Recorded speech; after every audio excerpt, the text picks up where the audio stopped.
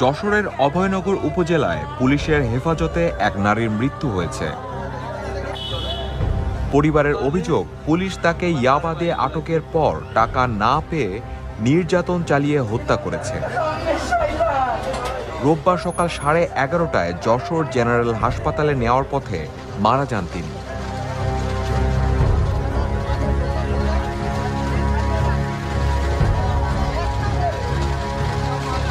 মৃত আফরোজা বেগম অভয়নগর উপজেলার নোয়াপাড়া গ্রামের জলিল মোল্লার স্ত্রী।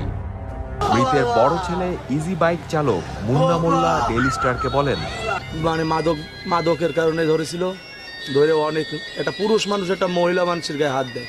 আমি এর সুষ্ঠু বিচার চাই। কি পাইছিল? আপনার মায়ের প্রচুর মারপিট করা হয়েছে? না, প্রচুর, মারপিট বলতে কি, ফ্যানে চুলের মুঠি ধরে ফ্যানে ঝুলায়